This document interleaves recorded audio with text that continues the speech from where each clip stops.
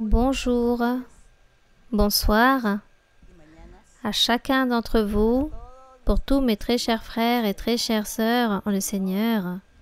Donc tous ceux aussi qui m'écoutent, toutes ces personnes qui nous voient, qui se trouvent là-bas, tous réunis avec toute votre famille. Vous êtes tous les bienvenus dans cette réunion très merveilleuse que nous réalisons tous les jeudis, pour pouvoir parler de notre Dieu, pour pouvoir rendre allègres nos cœurs, vu que nous sommes en train de vivre des moments de tribulation, des moments très difficiles, et nous disons au Seigneur, jusqu'à quand vont se produire toutes ces choses? Mais de toute façon, notre Dieu fait que notre vie soit toujours heureuse. Il nous console, il nous allègre, et le Seigneur est toujours attentif à toutes nos prières, à toutes nos demandes. Le Seigneur est toujours attentif, il garde nos vies, il regarde nos conditions, il les connaît. Nous avons ce Dieu vivant, ce Dieu en esprit et en vérité qui est toujours avec nous. Et qu'en ce moment même, il est si proche de nous, il est si proche de vous. Donc, aujourd'hui, la méditation que nous allons réaliser, nous allons croire et déposer cette confiance que Dieu se trouve aux côtés de chacun. Il se trouve à votre droite, en train de vous regarder, en train de vous écouter, en train peut-être de vous examiner. Alors aujourd'hui, je vous invite aussi pour continuer avec la méditation de la parole du Seigneur.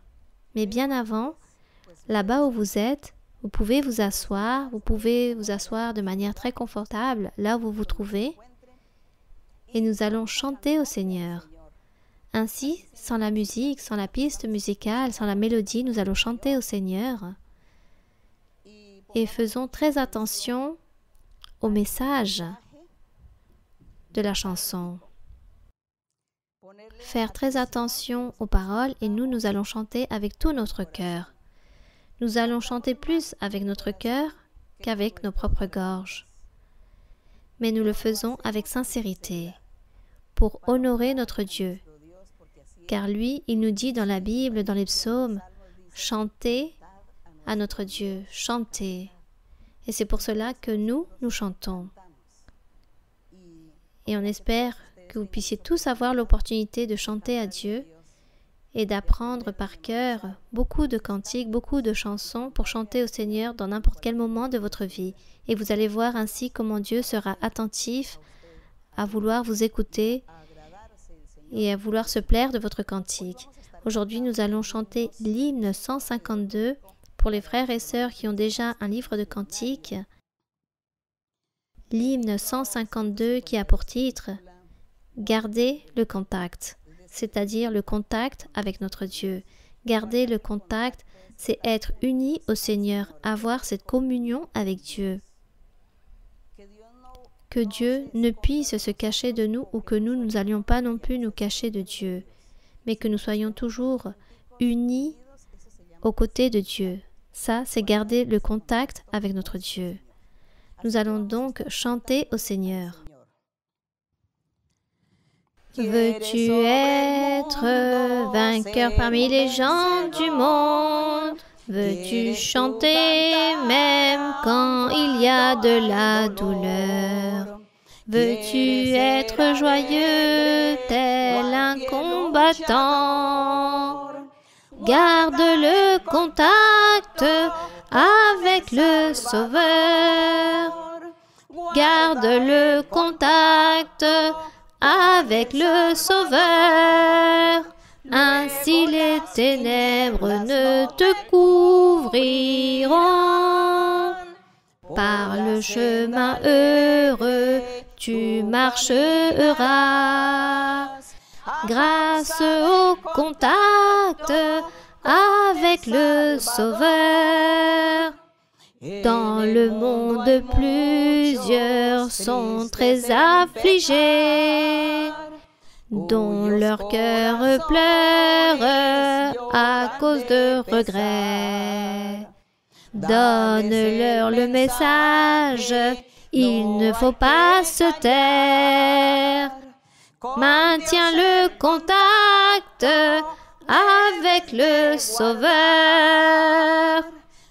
Garde le contact avec le Sauveur.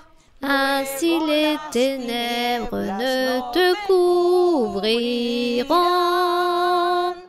Par le chemin heureux, tu marcheras. Grâce au contact avec le Sauveur. Veux-tu être en communion avec Dieu et que sa gloire soit toujours sur toi? Qu'aujourd'hui en toi le monde puisse voir le Christ.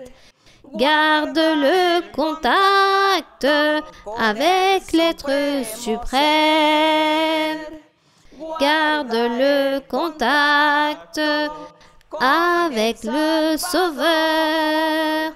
Ainsi les ténèbres ne te couvriront. Par le chemin heureux, tu marcheras. Grâce au contact avec le Sauveur. Laisse que l'Esprit puisse s'implanter en toi. L'humilité de Christ et son saint amour. Prie toujours et veille que Jésus viendra.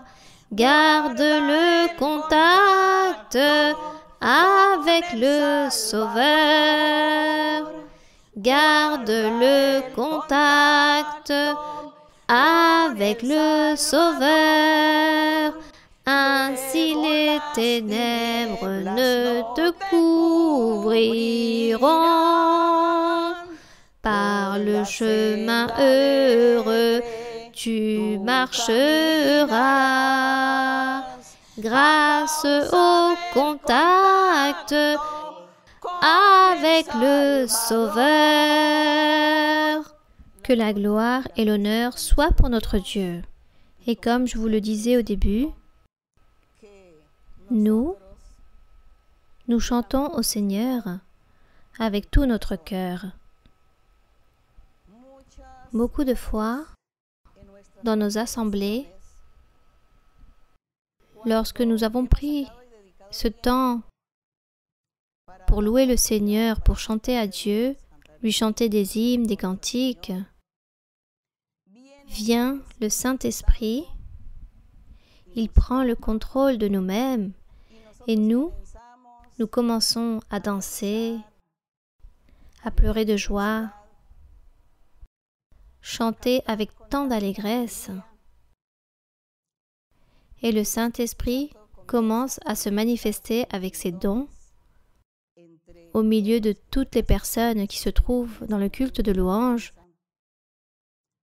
Et de cette façon, Dieu, lui, il se rend très allègre et nous aussi, nous nous remplissons de jubilation par la présence du Saint-Esprit, par la présence de Dieu. Et c'est pour cela qu'il est très bon de chanter à Dieu, car il y a beaucoup de personnes qui ont reçu le Saint-Esprit en train de chanter à Dieu, en train de louer Dieu, en train de prier Dieu, mais aussi en train de chanter à Dieu, et surtout en chantant avec tout notre cœur. Ça, c'est ce qu'il y a de plus important. Aujourd'hui, dans cette journée, nous allons continuer à méditer dans la promesse du Saint-Esprit. Le dimanche dernier, j'enseignais sur la promesse du Saint-Esprit, sur la promesse que Dieu le Père avait réalisée depuis l'Antiquité. Au peuple d'Israël, au peuple de Dieu ancien, Dieu avait réalisé une grande promesse. Et il leur disait que pour le futur, pour les jours qui suivent, lui, il serait en train d'envoyer le Saint-Esprit à son peuple, à son Église, à son assemblée. Le Seigneur a fait cette promesse à Moïse, à travers les prophètes aussi, à travers les psaumes. Et je répète, le Seigneur disait, pour la suite des temps, pour les derniers jours, c'était le futur. Et le futur, c'était des années et des années après. On peut même dire que le Seigneur, lorsqu'il a fait ses promesses à Moïse, des milliers d'années sont passées. Lorsque Dieu a fait des promesses à travers ses prophètes aussi, beaucoup de siècles sont passés. Pour que cette promesse si merveilleuse puisse s'accomplir, le Seigneur a fait des promesses qu'il allait envoyer son Saint-Esprit, que lui, il serait en train de vivre dans le cœur d'un homme ou d'une femme, que le Seigneur serait en train de demeurer dans ses cœurs, et que le Seigneur serait aussi autour de ceux ou celles qui allaient invoquer son nom en vérité, avec tout leur cœur, avec un cœur sincère, que les personnes devaient le chercher, que réellement les personnes auraient cet intérêt pour chercher Dieu. Donc nous allons lire aujourd'hui certains versets de la Bible. Au fur et à mesure que nous serons en train de lire ces versets de la Bible, nous serons en train de traiter, d'analyser ces versets pour nous rendre compte la promesse que notre Dieu a réalisée des siècles ou des millions d'années en arrière et qu'aujourd'hui, nous sommes en train de vivre ces promesses. Et ensuite, après avoir lu, je vais approfondir un peu plus sur les expériences que nous vivons aujourd'hui. Donc, je pense que vous êtes tous assis de manière confortable. Nous allons ouvrir notre Bible dans le livre de Matthieu, dans le chapitre 28. Nous ouvrons donc la Bible dans Matthieu chapitre 28.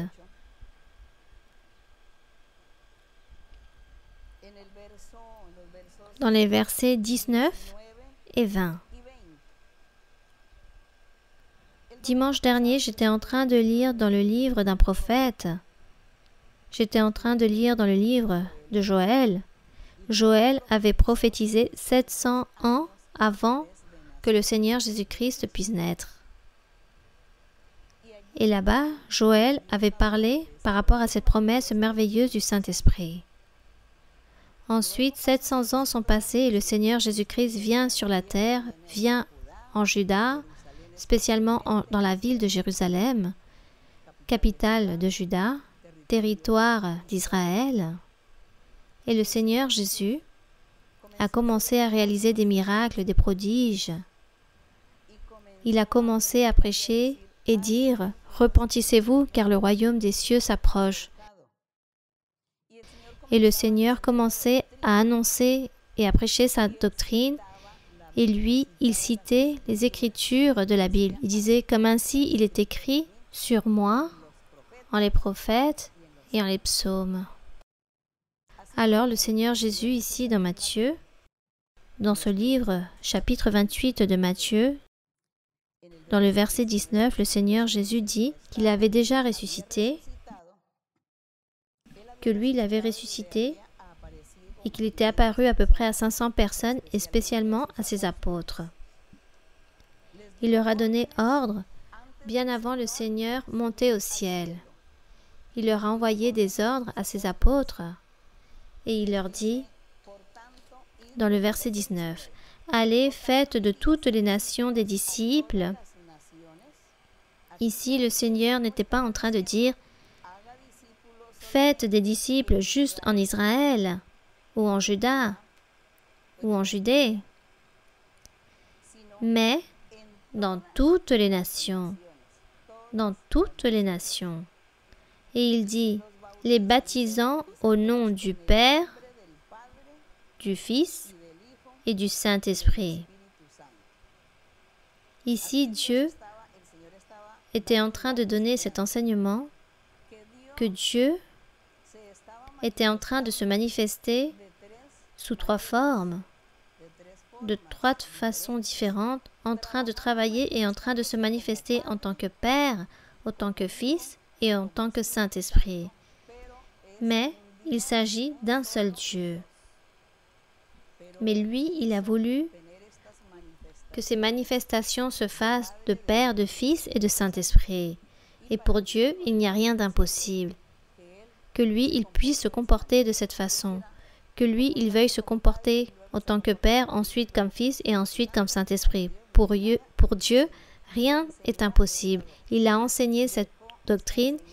Il a laissé cet enseignement très difficile pour que les Juifs puissent y croire et l'accepter. Pour eux, c'était très difficile.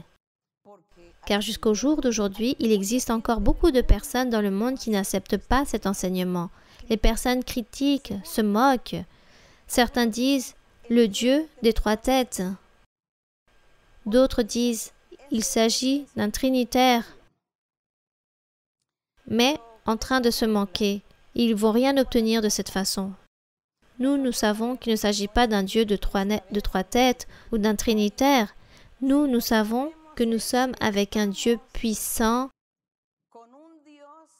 créateur du ciel, de la terre, de l'univers, un Dieu qui gouverne l'univers, un Dieu qui nous a créés, qui nous a formés. Ce même Dieu puissant qui dirige absolument tout, ça, c'est ce que nous pouvons comprendre et que Dieu a voulu se présenter ou travailler ou agir autant que Père, que Fils et Saint-Esprit. Comme lui, il a connu l'obstination de l'homme de vouloir accepter toutes ces choses, c'est pour cela que le Seigneur a réagi ainsi, pour pouvoir mettre à l'épreuve l'homme et la femme, pour voir qui croit et qui respecte sa parole, qui va respecter ses enseignements, sa doctrine. Voilà pourquoi le Seigneur a fait cela, pour pouvoir confondre tous ceux qui disaient savoir beaucoup, comprendre beaucoup, et ceux qui disaient avoir Dieu. Tout cela, Dieu l'a fait dans ce but. Mais on remercie notre Dieu, car lui, il nous a enseigné, il nous a fait comprendre que pour lui, il n'y a rien d'impossible, que lui, il travaille comme lui, il le désire. Il travaille comme il veut, le Seigneur. Je vais même vous raconter une anecdote qui s'est vécue dans l'Antiquité avec Balaam. Balaam était un prophète. Il s'agissait d'un faux prophète, un prophète païen, un sacrificateur païen appartenant à une nation qui n'était pas du peuple d'Israël. Il y avait un roi Balak, et ce roi Balak a appelé Balaam et lui a dit « Je veux que toi tu puisses maudire le peuple d'Israël. Maudis ce peuple.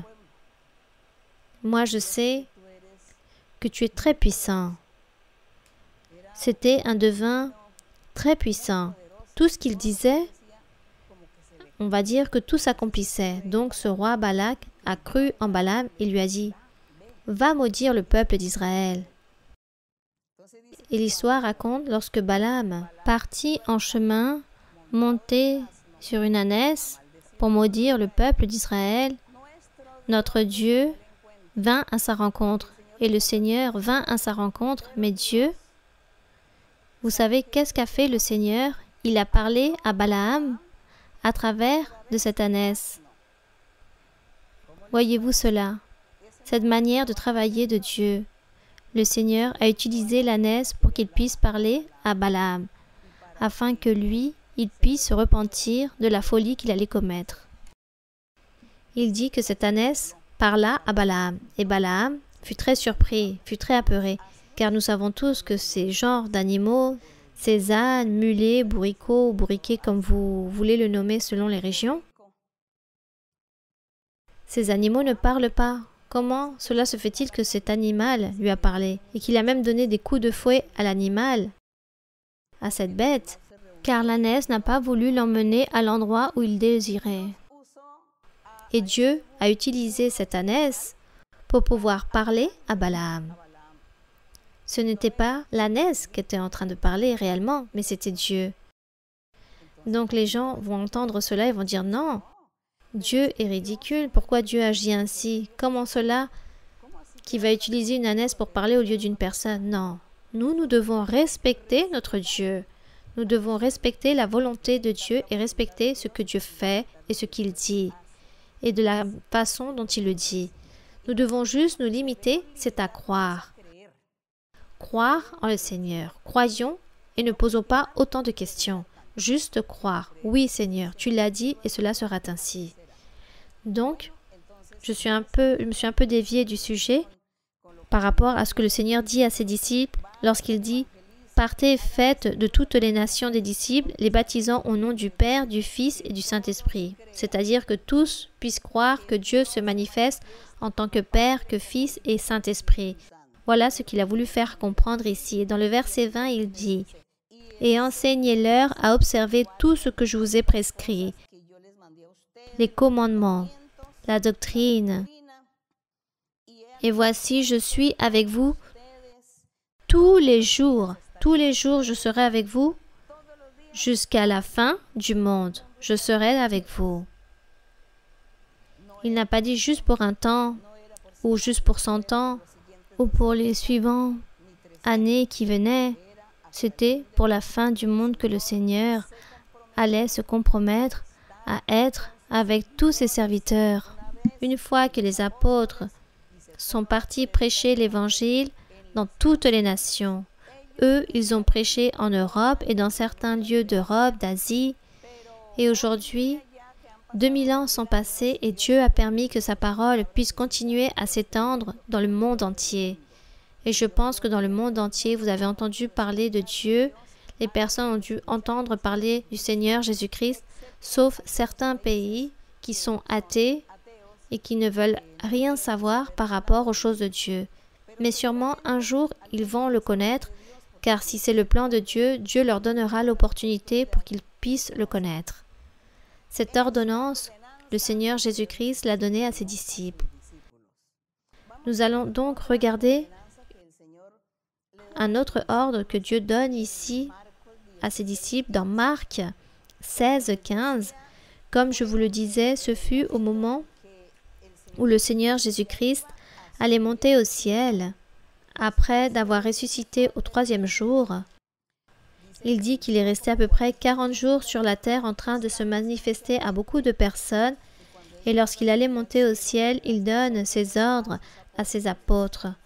Ici, dans Marc 16, dans le verset 15, il leur dit, le Seigneur Jésus dit, « Allez par tout le monde et prêchez la bonne nouvelle à toute la création. » Prenons en compte que la parole du Seigneur ne se prêchait juste que pour le peuple d'Israël. La parole du Seigneur à l'époque n'était donnée qu'aux Juifs. Mais maintenant, lorsque le Seigneur Jésus-Christ a prêché son évangile, lorsqu'il a prêché sur le royaume des cieux, qu'il est resté en train de prêcher durant 3 ans, il dit qu'il a vécu jusqu'à 33 ans.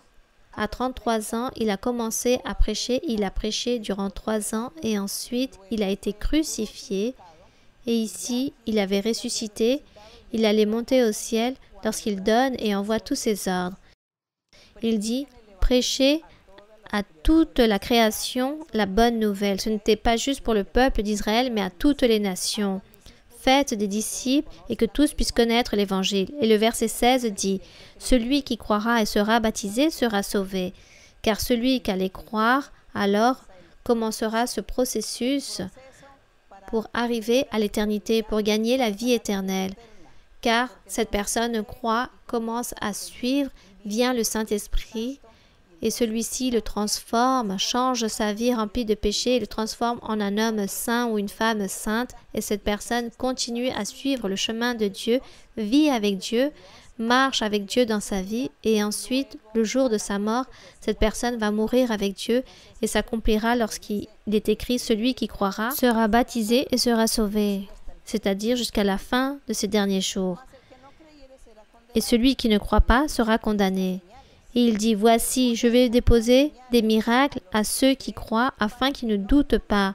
Car le Seigneur Jésus-Christ a bien enseigné plusieurs fois, faites attention, car dans les derniers jours vont se présenter de faux Christ.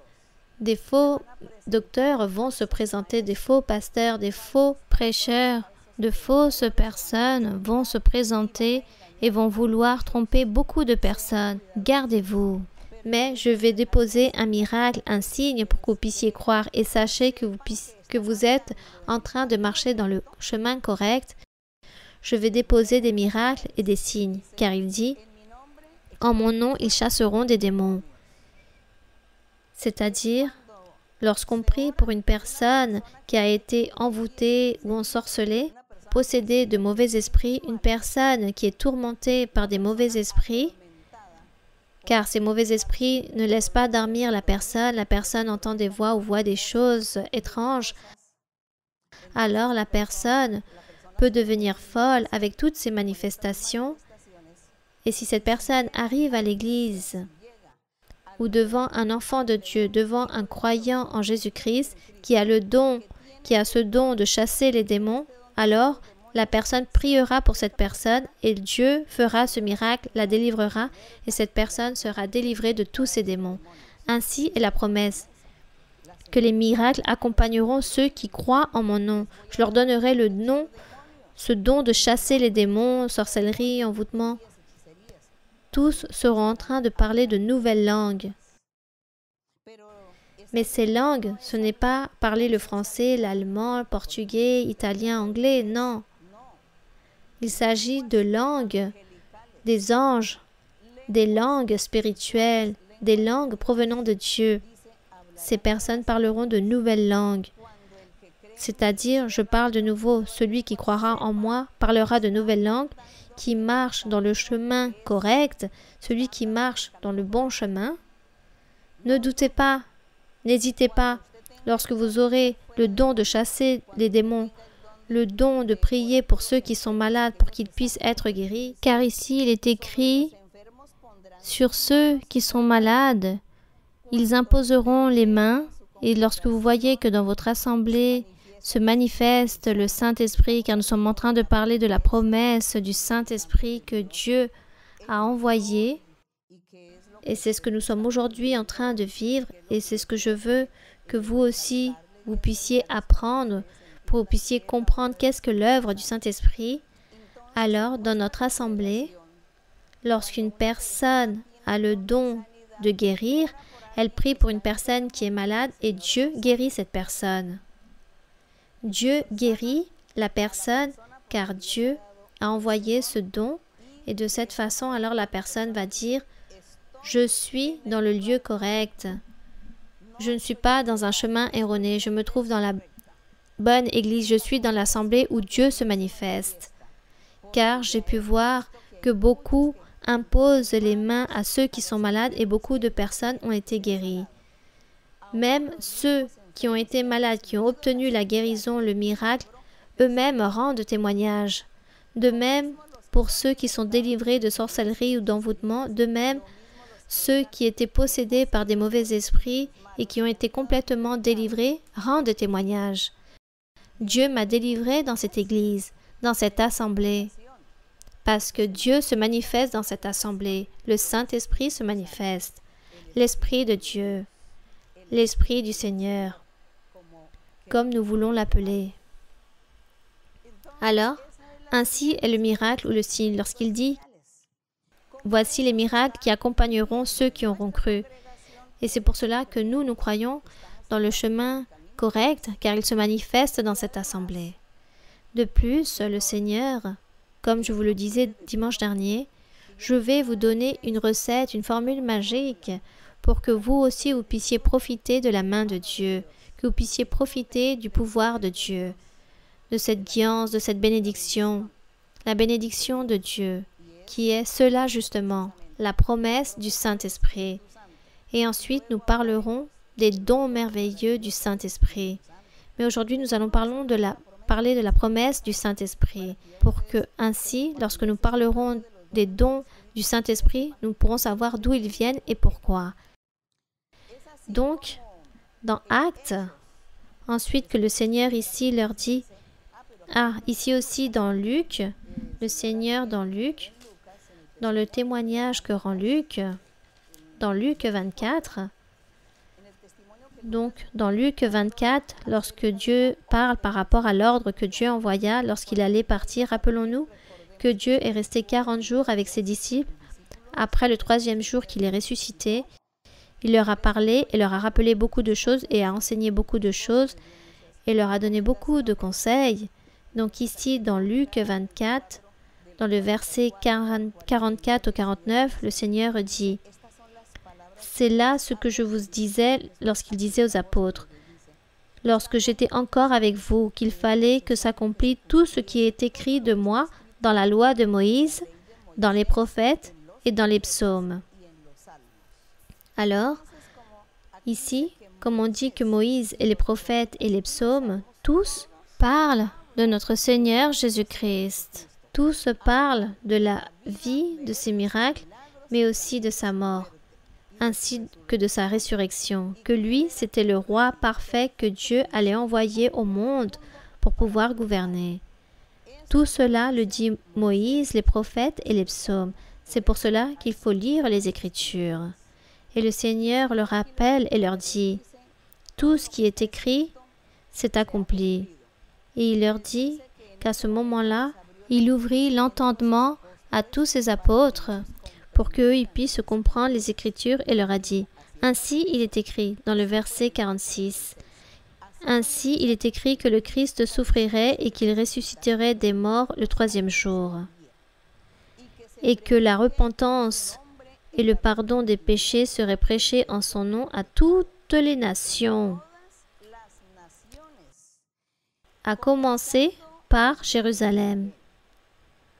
Vous êtes témoins de ces choses. » Il dit tout cela à ses apôtres. Vous êtes témoins de toutes ces choses, de tout ce que j'ai pu réaliser lorsque j'ai marché avec vous durant ces 3 dernières années. Donc maintenant, vous ne pouvez plus hésiter ou douter. Et dans le verset 49, il leur dit, « Et voici, j'enverrai sur vous ce que mon Père a promis.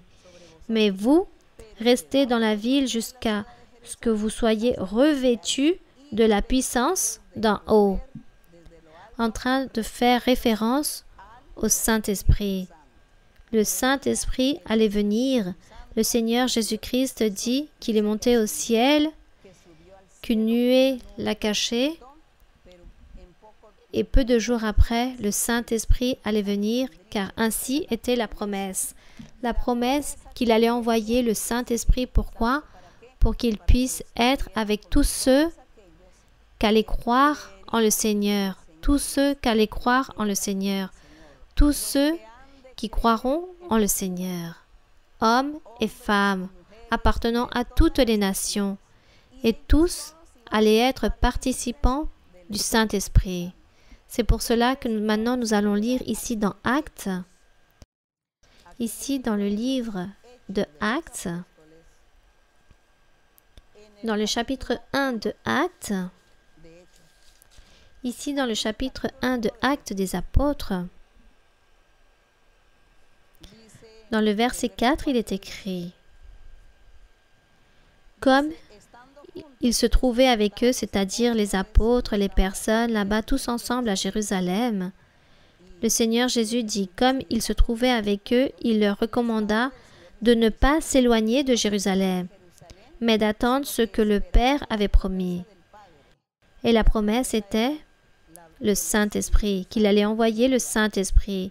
Ce que je vous ai annoncé, leur dit-il, car Jean a baptisé d'eau, mais vous, dans peu de jours, vous serez baptisés du Saint-Esprit. C'est-à-dire dans peu de temps. Ainsi était la promesse. Voici ce que le Seigneur Jésus-Christ leur a rappelé ce jour-là, qu'il ne fallait pas partir de Jérusalem lorsqu'allait venir le Saint-Esprit, et que tous allaient être remplis du Saint-Esprit. Car ainsi avait été la promesse que le Père Dieu avait donnée depuis l'ancien temps. Le Seigneur avait promis que pour son nouveau peuple, maintenant que le peuple d'Israël de l'Antiquité avaient échoué et n'avaient pas pu profiter de toutes ces bénédictions de Dieu, eux n'ont pas pu profiter de la promesse du Saint-Esprit. Dieu avait promis que dans les derniers jours, après la venue du Seigneur Jésus-Christ, allait venir le Saint-Esprit et qu'il allait habiter dans le cœur des personnes et avec les personnes, hommes et femmes, qui allaient croire dans le véritable évangile de Jésus-Christ. Et le Seigneur Jésus-Christ, ici, il rappelle à nouveau et leur dit qu'il faut attendre. Et il dit ici, dans le verset 6, « Alors les apôtres réunis, car ce jour-là, en Jérusalem, ils étaient tous réunis et tous surpris de voir le Seigneur qui avait ressuscité et le Seigneur de nouveau en train d'enseigner, leur a parlé par rapport aux choses spirituelles pour que eux ils puissent comprendre tout ce que le Seigneur Jésus avait enseigné, tout ce qu'il avait fait, les miracles, tout cela, ils commençaient à le comprendre, à tout assimiler. Donc ici, dans le verset 6, il leur dit, « Alors les apôtres réunis lui demandèrent, « Seigneur, est-ce en ce temps que tu rétabliras le royaume d'Israël ?» Eux, ils étaient encore en train de demander au Seigneur, « Vas-tu nommer des rois? Qui sera le premier roi que tu vas nommer ici en Israël, Seigneur ?» Jusqu'à ce moment-là, ou plutôt lors de cette question, on voit qu'ils n'avaient pas encore tout à fait compris que le Seigneur était le même roi, que lui, il était déjà en train de régner et que son règne n'était pas physique, matériel, appartenant au monde, mais son règne était spirituel, céleste. Là, on voit encore qu'ils n'avaient pas tout à fait compris. On voit qu'à travers cette question, le Seigneur ne leur avait pas donné encore cet entendement parfait. Mais le Seigneur, cependant, leur donne la réponse. Lorsque eux leur posent cette question, « Seigneur, est-ce en ce temps-là que tu vas rétablir le royaume d'Israël ?» Et il leur répondit, « Ce n'est pas à vous de connaître les temps ou les moments que le Père a fixés de sa propre autorité. » Le Seigneur n'a pas voulu leur donner plus de réponses, car le Seigneur avait vu que eux, ils ne savaient pas qu'est-ce qu'ils étaient en train de demander. Ils n'avaient pas compris que le roi, c'était le Seigneur Jésus-Christ, et que lui, il était déjà en train de régner, et que son règne était céleste. C'est pourquoi il n'aura pas continué dans la réponse. Mais dans le verset 8, le Seigneur leur dit, « Mais vous recevrez une puissance, vous allez recevoir ce pouvoir, lorsque le Saint-Esprit survenant sur vous, et vous serez mes témoins à Jérusalem, dans toute la Judée, dans la Samarie, et jusqu'aux extrémités de quoi? De la terre, ou du monde entier. Vous serez témoins dans le monde entier, témoins de notre Seigneur Jésus-Christ. » Mais qui est celui qui nous enseigne? Qui est celui qui nous convainc? Notre Seigneur Jésus-Christ. Lui, c'est le roi, le Fils de Dieu, c'est Dieu, donc le Saint-Esprit, que lui, il a envoyé, et il dit, « Attendez, car lui, il va venir, le Saint-Esprit va venir, et vous serez revêtus de ce pouvoir. Alors ne partez pas. » Et lorsque le Seigneur leur donne les derniers conseils, les derniers ordres, il dit qu'il est parti, que lui, il est monté au ciel. Il est monté au ciel, et donc les apôtres, il y avait beaucoup de personnes à l'époque qui s'étaient converties.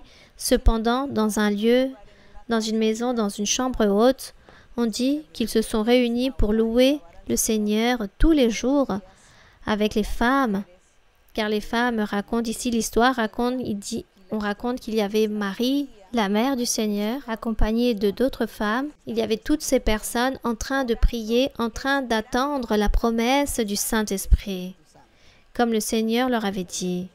Et effectivement, ici dans le chapitre 2 de Actes, effectivement, les jours sont passés. Il dit ainsi, le jour de la Pentecôte, ils étaient tous ensemble. Le jour de la Pentecôte, c'était une fête des Juifs.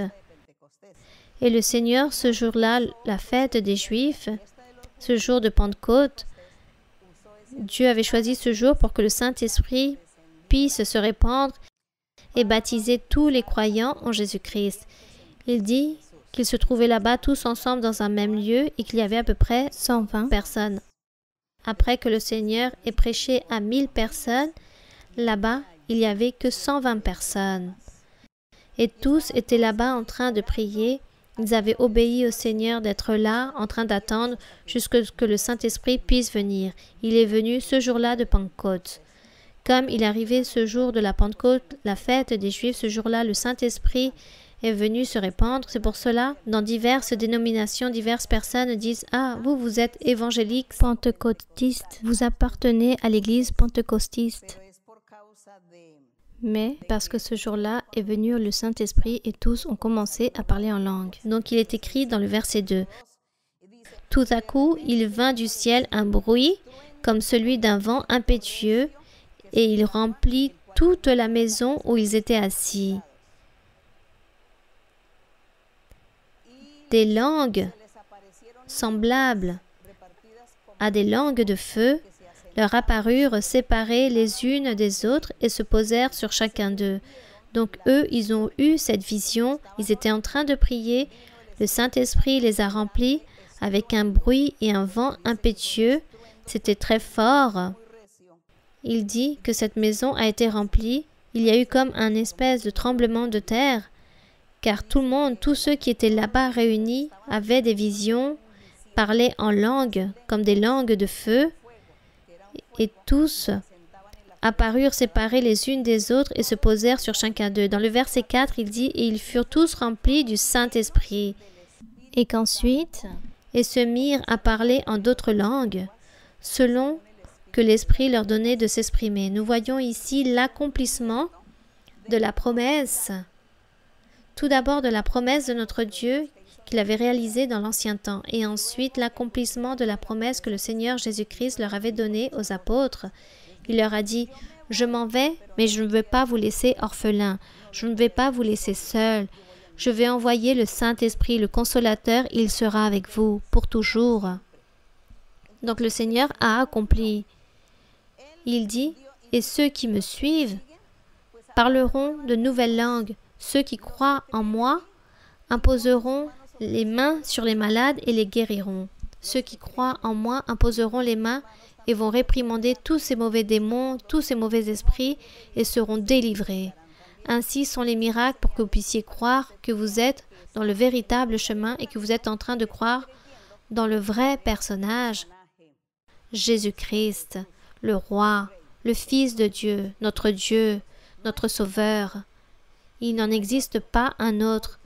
Car tous ces miracles, pour que les personnes puissent croire, les personnes devaient voir de leurs propres yeux, pour que puisse s'accomplir ce qu'on leur disait. C'est pourquoi le Seigneur Jésus a dit, « Ceux qui me suivent vont vivre ces expériences. » Et eux ici, ils ont commencé à vivre toutes ces expériences. Alors, comment les personnes, les apôtres qui étaient là-bas, toutes ces 120 personnes réunies, n'allaient pas y croire si eux, ils ont vu qu'ils parlaient en langue? Ils ont vu aussi qu'ils ont commencé à prophétiser dans différentes langues, car là-bas à Jérusalem vivaient beaucoup de Juifs appartenant à diverses nations. Et lorsqu'il y eut ce vent impétueux dans le verset 6, ce bruit qui eut lieu, la multitude accourut et elle fut confondue parce que chacun les entendait parler dans sa propre langue. Il y avait beaucoup de personnes appartenant à diverses nations. Et tous étaient dans l'étonnement, très surpris, disaient « Mais qu'est-ce que cela? Pourquoi nous entendons toutes ces personnes en train de parler dans nos propres langues? Qu'est-ce qui est en train de se passer ?» Car il dit qu'ils étaient tous étonnés et surpris. Ils se disaient les uns les autres « Voici les gens qui parlent, ne sont-ils pas tous galiléens? Et comment les entendons-nous dans notre propre langue, à chacun dans notre langue maternelle ?» Puis il commence dans le verset 9 à énumérer les langues. Il y avait des Parthes, Médès, Élamites, ceux qui habitent dans la Mésopotamie, la Judée, la Cappadoce, le pont d'Asie, la Phrygie, la Pamphylie, l'Égypte, le territoire de Libye, voisine de Cyrène, et ceux qui sont venus de Rome, Juifs et prosélytes, Crétois et Arabes. Tous étaient là-bas en train d'écouter et disaient tous, nous avons entendu parler dans nos propres langues les merveilles de Dieu. Comment est cela? Qu'est-ce que cela? Pourquoi ils sont en train de faire toutes ces choses? C'est parce que eux, ils étaient en train de prophétiser. Eux, ils étaient en train de parler toute cette nouvelle langue, tous ces dialectes ou langages. Mais à la fois, ils étaient en train de prophétiser et parler aux personnes ce que Dieu voulait parler à chaque personne, afin de les convaincre qu'il s'agissait d'une manifestation de Dieu et que eux, ils devaient se repentir et croire en cet évangile merveilleux qui, à ce moment-là, à peine était en train de commencer à fleurir, à se manifester parmi les hommes ou parmi toute l'humanité. Il dit que tous étaient dans l'étonnement, ne sachant que penser et ce que disaient les uns les autres. Mais tout cela était l'accomplissement de la promesse de notre Dieu. Notre Dieu, je répète à nouveau mes frères et sœurs, afin que vous puissiez enregistrer cet enseignement dans vos cœurs et un jour l'enseigner à d'autres, cette promesse de Dieu qu'il avait réalisée aux anciens, à Moïse, les prophètes, les psaumes, ils ont parlé de ces promesses si merveilleuses du Seigneur Jésus-Christ et de la venue du Saint-Esprit.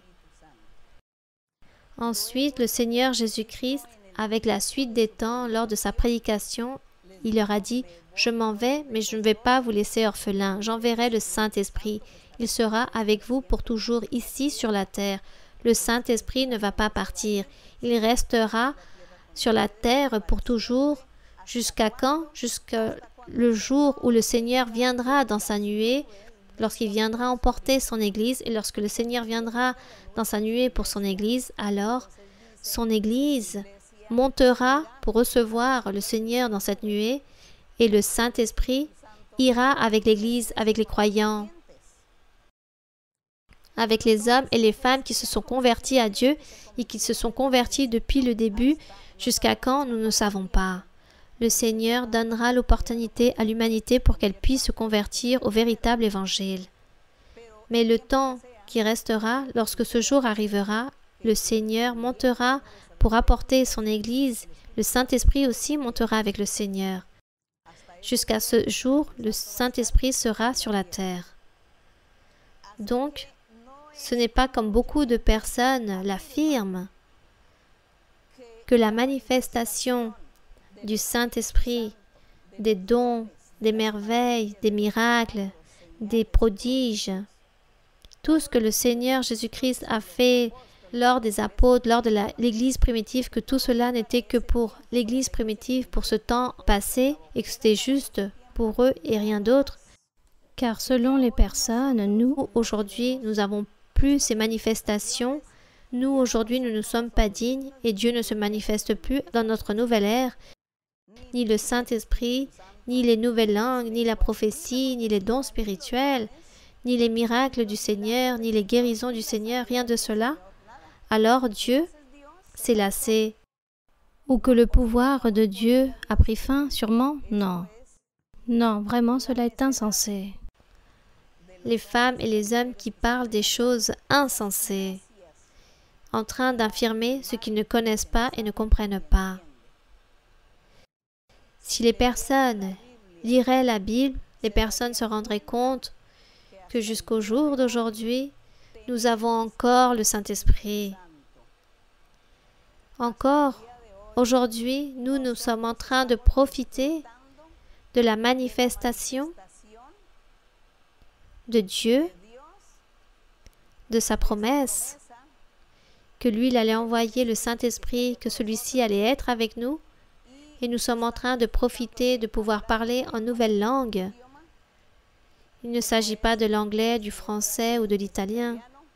Il s'agit de langue des anges, et nous sommes en train de profiter de la prophétie, et en train de profiter du don de guérison, et du don de réaliser des miracles, de chasser les démons, des sorcelleries aussi, et de pouvoir prier pour les besoins, et Dieu nous écoute, car le Saint-Esprit est avec nous. Alors, ici, les apôtres et toutes ces 120 personnes qui se trouvaient là ce jour-là réunies lors de la chambre haute, ont vécu ces expériences si merveilleuses et eux, ils ont dit, nous croyons en le Seigneur Jésus-Christ. Et maintenant, nous regrettons car nous ne l'avons pas honoré, nous ne l'avons pas valorisé et nous ne sommes même pas humiliés devant lui lorsque lui, il marchait avec nous en tant que personne, en tant qu'être humain. Oui, eux, ils disaient, maintenant, je regrette ne pas avoir profité lorsque j'ai marché avec le Seigneur. Voilà tout ce que disait chaque apôtre. Mais plus en avant, ils ont commencé à dire, le Saint-Esprit, maintenant, il est avec nous. Et maintenant, nous sommes revêtus du pouvoir du Très-Haut et nous pouvons maintenant continuer à évangéliser, à parler de Dieu hors d'Israël, hors de Jérusalem, à toutes les nations, tous ceux qui veulent nous écouter. Il y a un témoignage très beau ici, par ici dans Acte 19. Ici dans Acte 19, il y a un témoignage d'un vécu très beau que la personne a vécu avec la présence, avec la manifestation du Saint-Esprit de cette promesse. Ici dans Acte 19, du verset 1 au 6. Une expérience qu'ont vécue les apôtres, l'Église primitive. Eux, une fois qu'ils ont été revêtis du pouvoir du Très-Haut, ils sont partis prêcher, ils ont commencé à prier, ils ont commencé à réaliser des miracles. Dieu a commencé à les utiliser avec des miracles, des prodiges. Ils ont commencé à prophétiser, que la prophétie n'était pas comme la personne aujourd'hui la compare, que c'est comme quelqu'un qui prêche. Que par exemple, un homme monte sur un pupitre et tout ce que cette personne parle, c'est une prophétie. Non, ça, ce n'est pas la prophétie. La prophétie, c'est une parole de Dieu. Dieu en train d'utiliser la bouche d'un homme ou d'une femme et cette personne parle à une autre personne, sonde le cœur, la vie de cette personne. Ça, c'est la prophétie. Donc, comme je vous le disais tout à l'heure, l'anecdote que Dieu a parlé à Balaam, à travers de cette ânesse, Dieu a utilisé la bouche de cette bête, des animaux qui ne parlent pas, mais cependant il a utilisé la bouche de cette bête pour dire à Balaam, ne fais pas cela, ne sois pas fou, n'agis pas avec folie, ne fais pas cela, reviens en arrière et ne va pas maudire le peuple d'Israël, car moi je l'ai déjà béni, et ce que je bénis, personne ne peut ôter la bénédiction. Alors Balaam a été confus, confondu, il disait, mais pourquoi cet animal me parle? Alors, si Dieu peut utiliser un animal, alors comment Dieu ne va pas utiliser un homme ou une femme pour pouvoir parler à une autre personne? Est-ce que pour vous cela est impossible? Ce n'est pas impossible. Ici, la Bible le dit. Les prophètes de l'ancien temps, lorsqu'ils ont prophétisé, c'était Dieu en train d'utiliser leur propre bouche. Eux, tout simplement, ils ouvraient la bouche et le Saint-Esprit remplissait leur bouche en train de parler au peuple, en train de parler au roi, au chef, au gouverneur, pour se repentir de faire ceci ou cela. Ainsi est la prophétie. Mais ce n'est pas la prédication. Une chose, c'est donner un enseignement, une prédication, réaliser un discours, et autre chose, c'est prophétiser. Mais aujourd'hui, les ennemis de Dieu, comme ils ne veulent pas se soumettre à la vérité, à la parole de Dieu, alors se justifient et inventent beaucoup de choses. Que Dieu n'existe pas. Alors, comme le Saint-Esprit ne se manifeste pas dans leur assemblée, comme les personnes ne parlent pas dans des nouvelles langues, il n'y a pas le don de prophétie, comme il n'existe pas les dons spirituels ou la manifestation de Dieu, alors les personnes disent que cela c'est un mensonge et que Dieu n'existe pas. Mais si, moi je vais vous donner la recette magique, la formule magique, pour que vous aussi vous puissiez vivre toutes ces choses merveilleuses, pour que vous puissiez recevoir et cesser de dire que cela n'existe plus aujourd'hui. Donc un jour, vous-même vous allez vous rendre compte que Dieu existe et qu'au jour d'aujourd'hui, Dieu nous parle encore, car Dieu est un Dieu qui vit. Dieu est esprit et vérité. Dieu nous parle, Dieu est puissant. Il nous utilise pour que nous aussi nous puissions prier pour les personnes, que nous puissions imposer les mains. Et les personnes guéries ou sont délivrées. Mais ce n'est pas avec notre propre pouvoir ou avec nos propres capacités, c'est avec le pouvoir du Saint-Esprit, la promesse que le Seigneur avait réalisée, qu'il est avec nous et c'est lui qui agit en train de nous utiliser. Et si Dieu parle à travers la prophétie, c'est parce que pour Dieu, c'est quelque chose de très simple de parler à une personne tout simplement pour que sa personne écoute une voix. Ah, j'ai écouté une voix. qu'on m'a parlé, mais je ne sais pas de qui s'agit-il, qu'est-ce que j'ai entendu. Non. Dieu ne parle pas de cette façon pour que la personne écoute des voix. C'est pour cela que Dieu a ses croyants, ses serviteurs, ses enfants. Il est rempli du Saint-Esprit. Il parle à travers de leur bouche pour parler à l'autre personne. Car ainsi, Dieu a disposé les choses. Si vous lisez la Bible, voilà ce que vous allez trouver. Cette information se trouve ici dans la Bible, avec les témoignages. Elle se trouve ici avec les preuves, les démonstrations. On ne peut pas douter de tout cela. Donc, comme je vous le disais ici, dans le chapitre 19 de Actes, dans le verset 1, il est écrit « Je vais le lire de manière pour rendre témoignage les vécus des apôtres à l'époque, lorsque eux, ils étaient remplis du Saint-Esprit. » Donc, il dit « Pendant qu'Apollos était à Corinthe, Paul, après avoir parcouru les hautes provinces de l'Asie, arriva à Éphèse. Ayant rencontré quelques disciples, c'est-à-dire quelques croyants en Jésus-Christ, il leur dit « Avez-vous reçu le Saint-Esprit quand vous avez cru ?» Ils lui répondirent « Nous avons même pas entendu dire qu'il y ait un Saint-Esprit. » Voyez-vous cela? Et cela se produit dans beaucoup de personnes. Lorsqu'on leur dit que Dieu parle, Dieu parle? Comment cela? Mais quelle folie! Cela est une folie. Vous êtes fou, vous êtes folle. Comment cela que Dieu parle? Cela est un mensonge. Ainsi ont parlé ceux qui se trouvent ici dans la Bible. Nous n'avons jamais entendu parler qu'il y avait un Saint-Esprit. Et dans le verset 3, il dit, Paul a dit, « De quel baptême avez-vous donc été baptisés ?» Ils ont répondu, « Du baptême de Jean. » Alors Paul leur dit, « Jean a baptisé du baptême de repentance, disant au peuple de croire en celui qui venait après lui, c'est-à-dire en Jésus. » Il s'agit de Jésus-Christ. Sur ces paroles, ils furent baptisés au nom du Seigneur Jésus.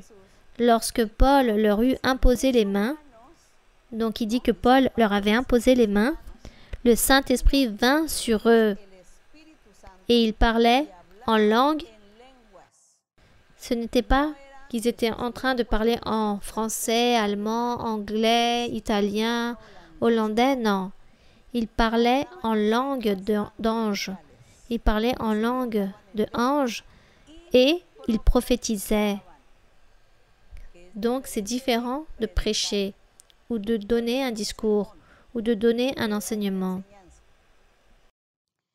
Donc ils disent, l'Esprit Saint vint sur eux, ils parlaient en langue et prophétisaient. Ils étaient tous environ 12 hommes.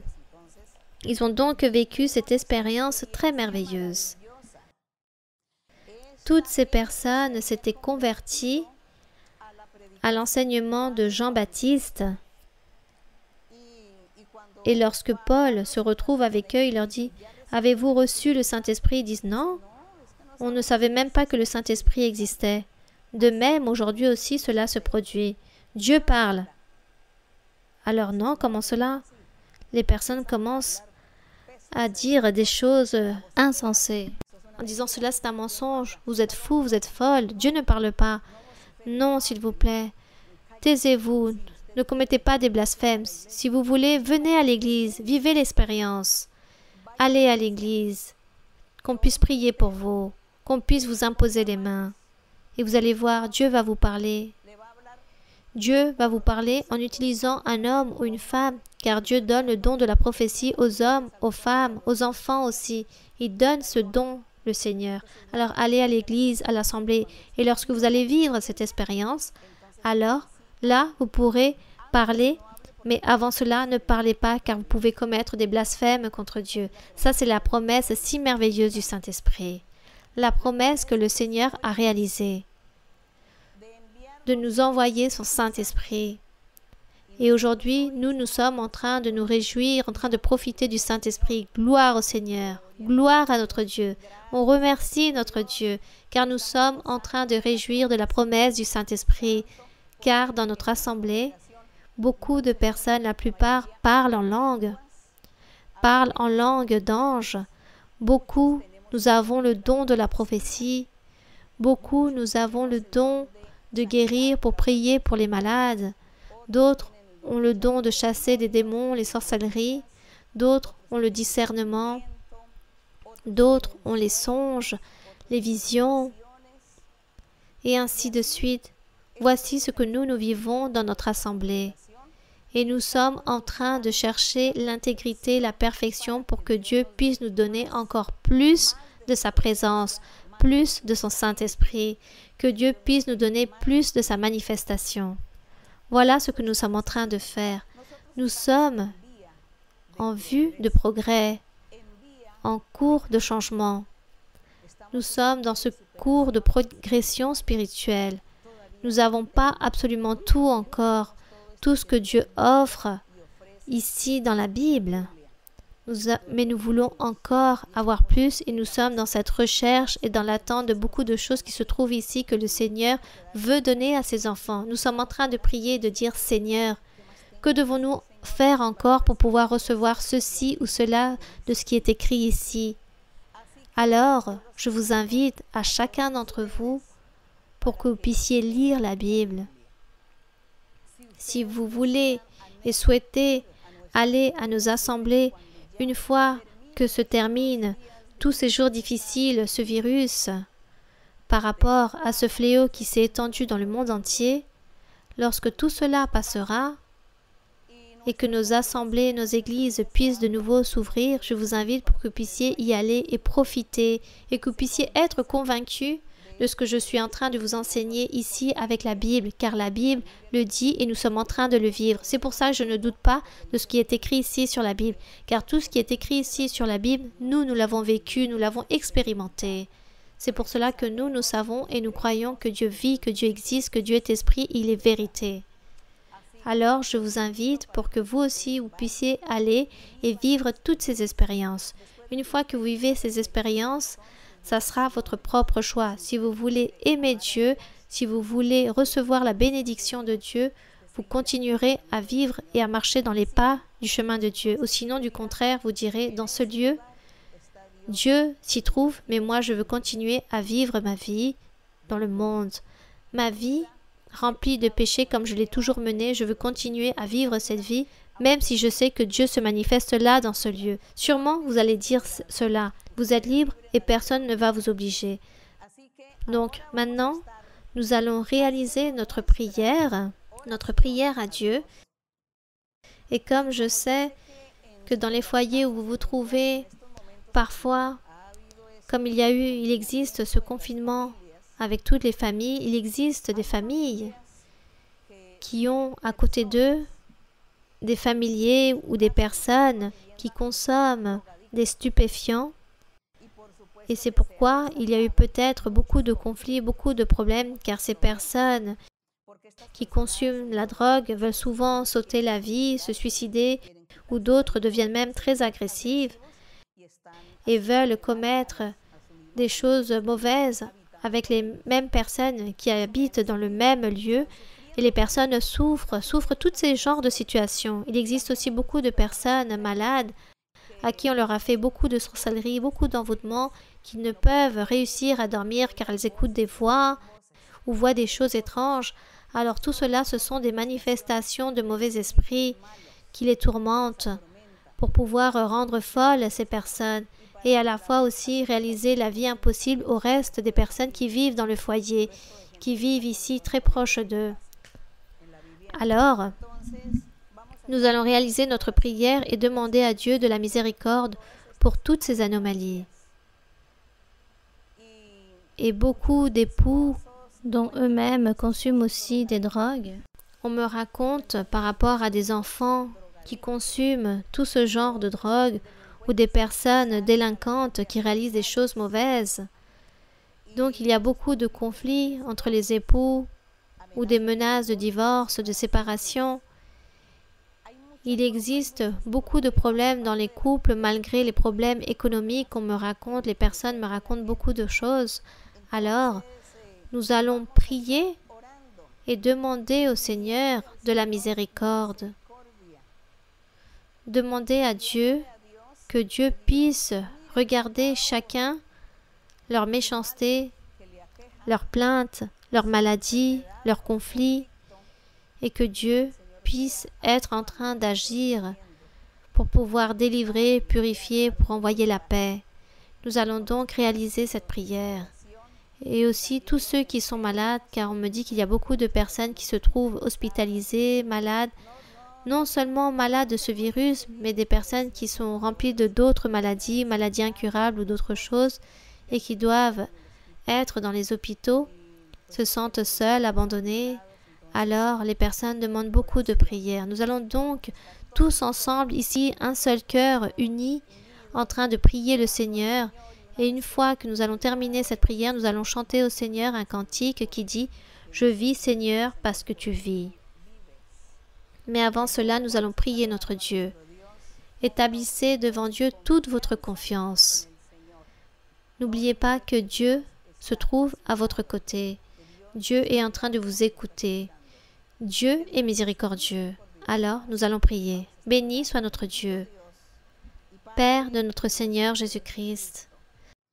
Seigneur, nous te remercions. Nous te donnons l'honneur, la gloire et la louange. À toi appartient le royaume, la gloire, le pouvoir. À toi viendra tout être humain et s'humiliera devant toi, car tu es digne. Car tous doivent connaître ton chemin. Tous doivent reconnaître ton existence. Tous doivent valoriser et respecter que tu es un Dieu puissant qui existe, qui vit. Tu n'es pas une simple légende. Tu n'es pas un mythe, tu es une réalité. Fais-toi connaître, mon Seigneur. Fais-toi connaître à beaucoup de personnes, mon Père Saint, pour qu'eux aussi puissent t'honorer, pour qu'eux aussi puissent louer, te glorifier, car tu es digne. Tu es digne de toute louange. Tu es digne de l'honneur et de la gloire. Merci, Seigneur. Nous te remercions pour pouvoir exister, mon Seigneur. Nous te remercions, Seigneur, pour ta manifestation. Car tu te fais connaître à nous, nous sommes en train de te connaître. À travers la Bible, nous sommes en train de te connaître. Et ensuite, nous avons expérimenté tous ces miracles, toutes ces preuves que tu as laissées dans la Bible pour que nous aussi nous puissions les vivre et en profiter. Afin que nous puissions croire en ton existence, que nous puissions croire en ta vérité, en ton chemin. Merci Seigneur. Merci, éternel Dieu. Nous te louons, mon Seigneur, nous te donnons l'honneur, la gloire et la louange. Béni soit ton nom pour toujours. Seigneur, nous savons que ta miséricorde est pour toujours. Nous savons, Seigneur, que tes promesses sont fidèles et véritables. Seigneur, nous savons que ta main toute-puissante, avec amour, avec miséricorde sur beaucoup, même si nous savons, Seigneur, que tu es un Dieu énergétique, tu es un feu qui consume, mais c'est pour ceux qui sont insensés, qui sont désobéissants. Mais toi, mon Seigneur, tu te feras connaître. Tu te feras connaître pour que les personnes puissent changer d'opinion, pour que les personnes puissent prendre leurs propres décisions, mais croire en toi et déposer leur confiance en toi et qu'ils puissent te chercher. Béni soit notre Dieu. Mon Père, au nom glorieux de ton Fils aimé, notre Seigneur Jésus-Christ, je te demande en ce moment même, Seigneur, que tu puisses tendre ta main toute puissante sur tout homme, sur toute femme, enfants et personnes âgées, qui ont différents problèmes ou vivent des conflits familiaux. Il y a beaucoup d'incompréhension dans les foyers, dans les couples, où il y a un usage de drogue, de stupéfiants, il y a des viols, des enlèvements, où il existe tout genre de méchanceté, en ce moment même que les personnes sont confinées, que puissent être déliés tous ces conflits. Le diable est en train de réaliser des choses mauvaises envers les uns et les autres. Mon Père Saint, à travers de ta miséricorde, tends ta main toute-puissante, garde-les, délivre-les, ne permets pas que le diable puisse continuer à les détruire. Seigneur, ôte tout lien, délie, Seigneur, que toute chaîne soit détruite, libère-les, ôte toute sorcellerie, tout envoûtement, chasse toute chose mauvaise du diable, toute malédiction ou toute maladie incurable, que tu puisses déposer ta main qui guérit tous sur ceux qui sont malades. Libère-les, Seigneur. Purifie-les, Seigneur. Donne-leur la paix, la joie, l'allégresse, car beaucoup veulent sauter la vie, car ne trouvent pas la paix, ne trouvent pas le bonheur, car ils sont remplis de dépression, Seigneur, dans ta main toute puissante, réalise le miracle et prodige, car tu es le même hier, aujourd'hui et éternellement. Tu es un Dieu puissant, un Dieu miséricordieux. Nous te le demandons, mon Seigneur. Nous te demandons, Seigneur, que ta miséricorde, Seigneur, ta miséricorde, étends-la sur tous ceux qui écoutent, sur tous ceux qui clament ton nom, tous ceux qui sont malades du cancer, Seigneur, ou de diverses maladies qui existent dans le monde. Ces personnes sont en train de souffrir, Seigneur. Ôte toutes ces choses, toute cette douleur, toutes ces maladies, que tu sois en train de guérir, de délivrer. Rends allègres les cœurs et que ton Saint-Esprit puisse descendre sur chaque cœur, sur chaque vie. Donne-leur cette vie. Motive leur vie pour que les personnes puissent croire en toi, te chercher, te connaître, te louer. Mon Père, je te demande ton amour et ta miséricorde sur chacun d'entre eux, sur toutes ces personnes qui ont besoin de toi. Merci, mon Seigneur. Merci, mon Père Saint, pour nous écouter. Merci, Seigneur, pour écouter notre prière. Nous savons, mon Seigneur, que ta miséricorde sera toujours avec nous et que promptement, Seigneur, tu seras en train de te manifester parmi beaucoup de personnes et que tu vas, Seigneur, emporter beaucoup d'âmes pour le royaume des cieux. Merci, mon Père. Merci au nom glorieux de Jésus-Christ, ton Fils aimé. Que pour lui soit l'honneur, la gloire et la louange pour toujours. Amen. Gloire à notre Dieu. Je vis, Seigneur, car toi tu es vivant. Car tu vis, Seigneur, moi aussi je suis vivant. Tu me consoles, tu es mon refuge. Dans l'affliction, toi, Seigneur, tu es près de moi. Je suis sauvé, Seigneur, car tu m'as sauvé. Car tu m'as sauvé, Seigneur, pour l'éternité. Et je vais au ciel, je vais dans la gloire. Car toi, Seigneur, tu m'as donné la victoire. Je vais au ciel, je vais dans la gloire. Car toi, Seigneur, tu m'as donné la victoire. Je vis, Seigneur, car toi, tu es vivant. Car tu vis, Seigneur, moi aussi je suis vivant. Tu me consoles, tu es mon refuge. Dans l'affliction, toi, Seigneur, tu es près de moi. Je suis sauvé, Seigneur, car tu m'as sauvé. Car tu m'as sauvé, Seigneur, pour l'éternité. Et je vais au ciel, je vais dans la gloire. Car toi, Seigneur, tu m'as donné la victoire. Je vais au ciel, je vais dans la gloire. Car toi, Seigneur, tu m'as donné la victoire. Que la gloire soit pour notre Dieu, que l'honneur soit pour notre Dieu. On remercie notre Seigneur et que Dieu puisse tous vous bénir et que Dieu puisse tendre sa main et qu'à chacun, il ait pu vous donner la bénédiction. Merci et à très bientôt. Je vous aime en le Seigneur.